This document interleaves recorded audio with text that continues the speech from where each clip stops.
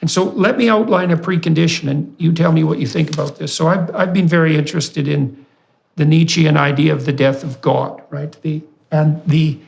Nietzsche believed, like Dostoevsky, that once our faith in a transcendent being collapsed, that the political, in some sense, would immediately become religious, or that nihilism would prevail. Those were the basic two outcomes. And both Nietzsche and Dostoevsky took that farther. They also prophesied that not only would the political become sacred as it took the place of what was sacred, but that there would be a particular kind of political endeavor that would become sacred, and that would be the endeavor that eventually manifested itself as in the communist ethos. And that all came true with a vengeance. But I was wondering more recently, the Judeo-Christian claim, and this is the monotheistic claim, is that there's a transcendent spirit to which we must pledge allegiance. So we must worship and celebrate, let's say, that we must mimic. And that constitutes the basis of the religious enterprise. But then there's an analogous claim, which I think is derived from that claim, that there's a transcendent object whose fundamental nature escapes our apprehension, and that pursuit of a relationship with that transcendent object is the proper activity of the scientist. And so that would be the scientist who always assumes that his epistemology, that his theories are incomplete, that something real and comprehensible lies outside the domain of that theory, and that attempting to make contact with that transcendent domain is actually the proper mode of conduct for a scientist. And I can't help but see that as both deeply analogous to and maybe even a derivation of that more fundamental religious orientation.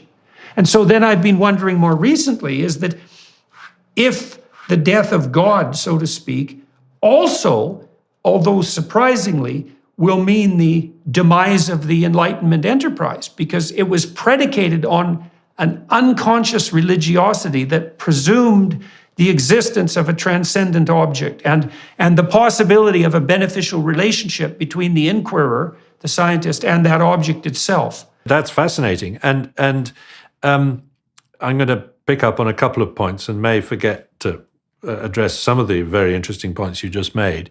The first thing to say is that, like you, it dawned, not as soon, but it eventually dawned on me that the postmodern revolution was going to consume not just the soft sciences, the human and humanities, but hard sciences too. And I remember realizing that there was a sort of, anthropology departments 20 years ago had a sort of line down the middle of the corridor in each department, in each university. On one side were rational people who looked at bones or did ethnography or something. And on the other side were people who were very politicized, very postmodern, very meta in their approach. And these two tribes were at each other's throats in anthropology.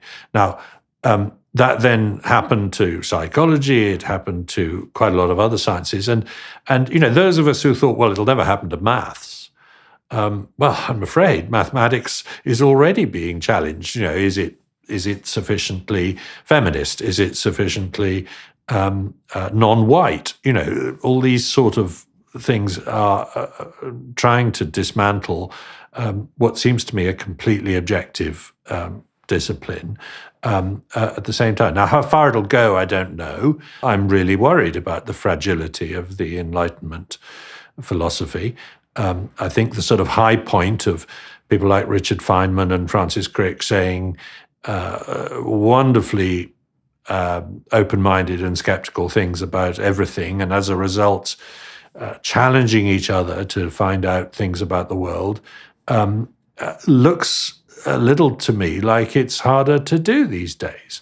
And it's as if I'm living through the period at the end of the Roman Republic when the tremendous open-mindedness of people like Lucretius and others like that got swept away in the book burning and idea-suppressing stuff that came, frankly, with Christianity. And so I'm less sympathetic than you, I suspect, to the role of religion here. I don't think religion was a friend of open inquiry into mysteries of the world. And well, we should maybe let me differentiate two subcategories in relationship to that.